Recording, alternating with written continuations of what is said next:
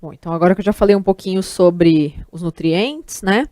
Vou começar a falar sobre o processo de digestão em si, primeiramente fazendo um comparativo entre os grupos animais, né? Que a gente viu nas aulas anteriores, os diferentes grupos aí de invertebrados, vertebrados, né? Então vamos falar um pouquinho comparando, né? Como que acontece a digestão entre eles. Então, primeiramente, só para recapitular isso que eu já falei nas aulas passadas, quinidários e plateumintos, vamos lembrar aí exemplos, né? Então, quinidários a gente tem medusa, pólipo, né? E plateumintos a gente tem planária, tá? Eles vão ter sistema digestório incompleto. Só recapitulando o que é sistema digestório incompleto, não tem o tubo que começa na boca e termina no ânus, né? Eles têm a entrada e a saída a entrada dos alimentos e a saída dos excretas, né, acontece pelo mesmo orifício. Então, esses organismos precisam ingerir o alimento, fazer a digestão e aí colocar para fora o que não foi utilizado para só depois poder ingerir alimentos de novo, tá? Aí os outros grupos, né, após esses daí, eles vão ter sistema digestório completo. Então, eles têm boca e ânus e eles não precisam esperar acontecer a excreção para depois poder ingerir alimentos. Eles conseguem fazer as coisas concomitantemente, tá?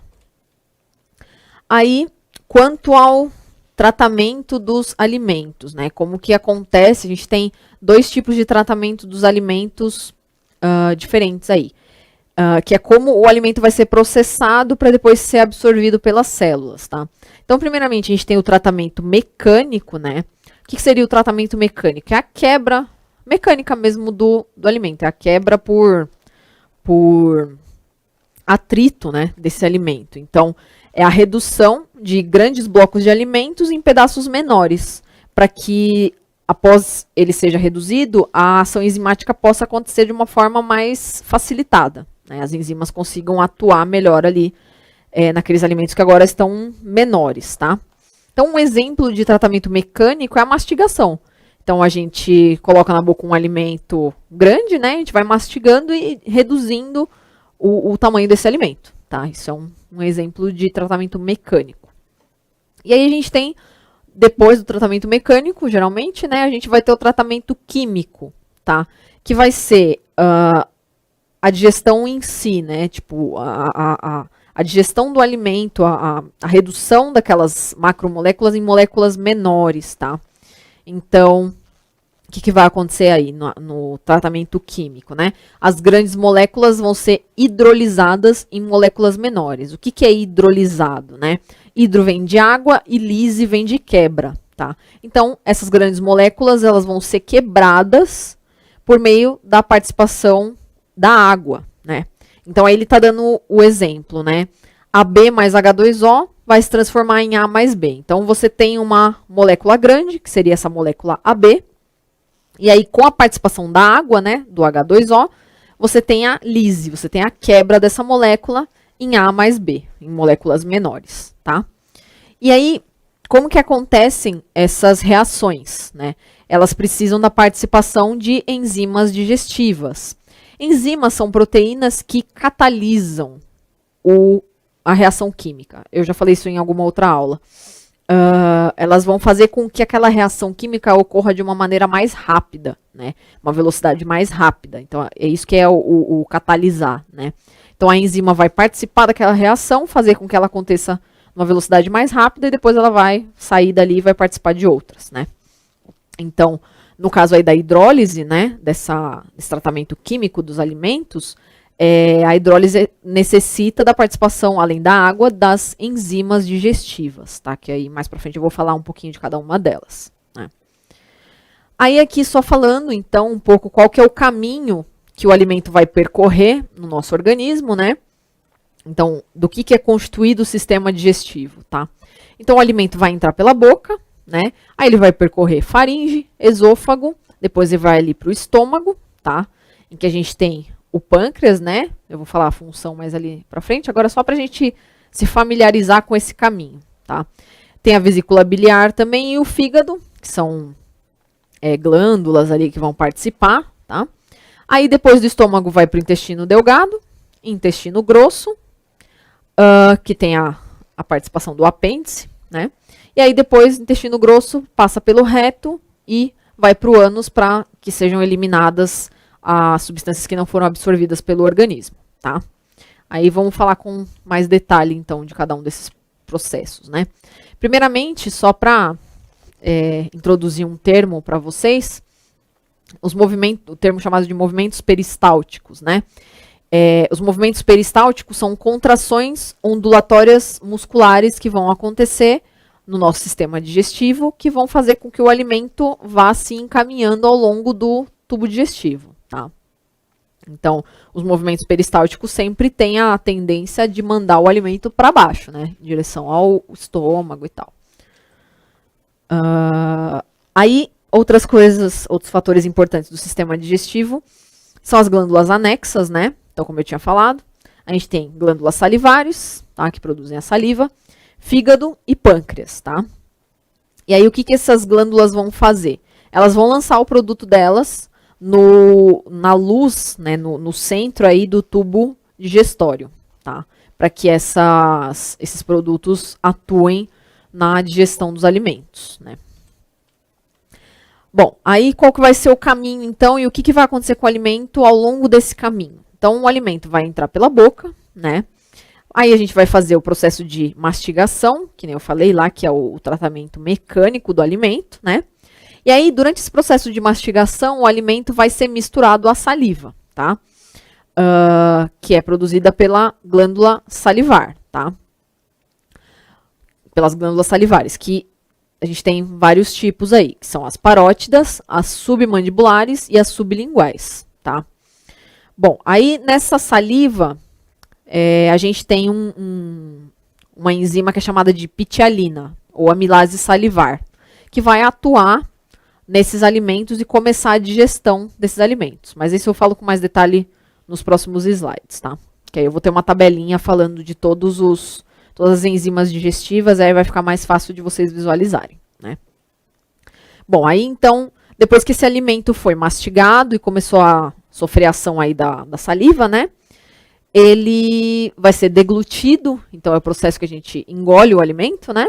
Vai ser deglutido e aí ele passa para o esôfago e para o estômago. E aí no esôfago tem aqueles movimentos peristálticos que eu tinha falado, tá? Que vai fazer o alimento descer em direção ao estômago, né? Aí, vamos lá. No estômago, o que vai acontecer, né? Então, no estômago vai ter a atuação do suco gástrico, que nem eu tinha falado lá, que o cloro, né, ele participa da formação do suco gástrico, lembram? E o que acontece nesse suco gástrico? Os alimentos eles vão se transformar numa massa cremosa, que é chamada de quimo, né? Então, o alimento vira aquela massa cremosa e o suco gástrico começa a atuar nele e fazendo todo o processo de digestão, tá? Esse quimo vai passar com direção ao intestino delgado, né? E aí o intestino delgado, que é composto pelo duodeno, jejuno e ilho, tá? Esses nomes são importantes. É um pouco de memorização aí, mas são nomes que vão estar sempre presentes em questões, né? Então, o intestino delgado, ele é composto por duodeno, que é a parte inicial, jejuno e ilho, tá? Os alimentos vão entrar em contato, então, com a bile, que é uma substância produzida pelo fígado, né? Pelo suco pancreático, produzido pelo pâncreas, e pelo suco entérico, tá? Então, o alimento vai entrar em contato com todas essas substâncias aí, para que dê seguimento ao processo de digestão e absorção de nutrientes, né? Aí, o que acontece? Depois que acontece todo esse processo, esses alimentos, esses nutrientes vão passando para o intestino grosso, tá?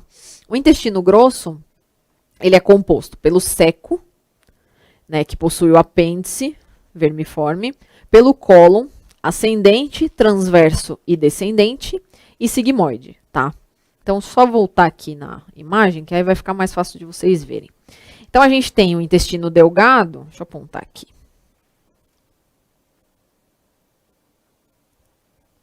Vou pegar outra cor, que a vermelha vai misturar ali. Então, a gente tem aqui o intestino delgado, né, que eu falei, que é composto de duodeno, jejuno e ilho, tá? Então, toda essa parte aqui, tá? Aí, depois que passou pelo intestino delgado, ele vai lá para o intestino grosso, tá? Que é basicamente essa parte toda aqui, né?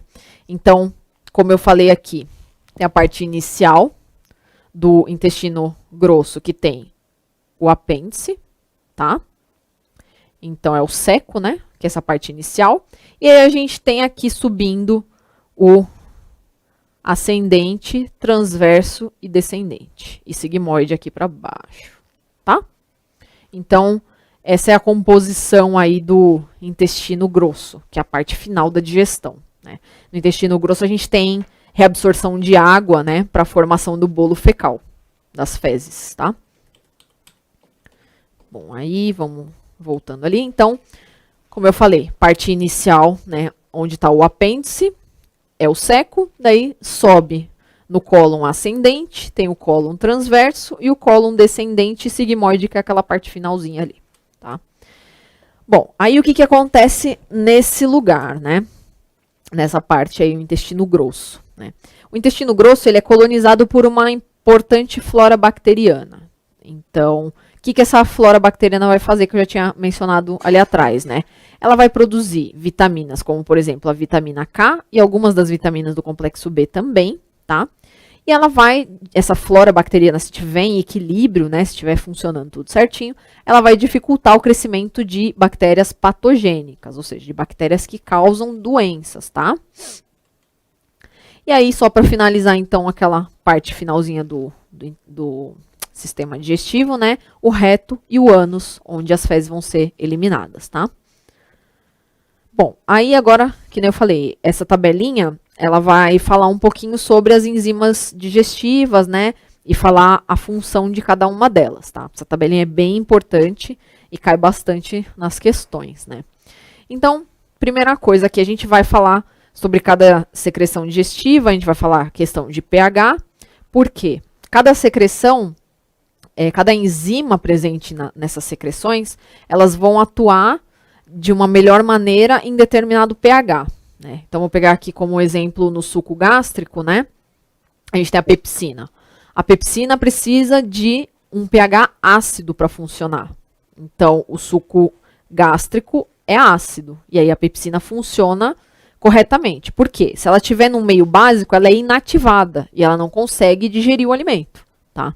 Então, é importante aí essa manutenção do pH para melhor função de cada enzima, tá?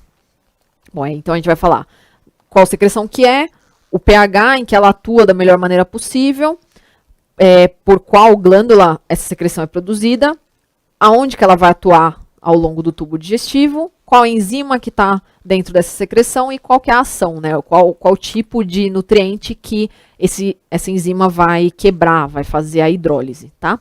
Vai fazer a digestão, né? Então, primeiramente, começando ali na boca, né? A gente tem a secreção da saliva, que eu tinha falado ali atrás. Então, o pH da saliva é neutro, tá? Então, o pH da nossa boca, né, é neutro, é por volta de 7. Só relembrando, a questão da escala de pH, é uma escala que vai de 0 a 14, né? E aí, no meio, a gente tem o 7. O 7 é o pH neutro, tá? Então, quanto mais próximo do 7, mais neutro é aquela substância, aquela secreção, né? Quanto menor, então, quanto mais próximo do 0, mais ácida vai ficando aquela substância, né? Então, uma substância que tem um pH 1 é muito mais ácida do que uma substância com pH 6, por exemplo. E aí, para cima do 7, então de 7 a 14, quanto mais próximo do 14, mais básica, ou também chamada de alcalina, é aquela substância, tá? Então, uma substância que tem a pH 13 vai ser muito mais básica, muito mais alcalina, do que uma substância com pH 10, por exemplo, tá? Então, só para relembrar isso aí. Então, no caso, a saliva, ela vai ter um pH neutro, então ela é próxima de 7, tá? Ela é produzida pelas glândulas salivares na boca, né? E aí, qual que vai ser a enzima que vai estar presente nessa secreção? Como eu tinha dito anteriormente, é uma enzima chamada de amilase salivar, ou também, outro nome é pitialina, tá? E e onde que essa amilase salivar, essa pitialina vai atuar? Ela vai quebrar o amido em maltose, tá? Então, ela vai fazer a digestão, vai iniciar a digestão do amido e quebrar ele em maltose, tá certo? Eu vou dar um intervalinho e daqui a pouco eu volto.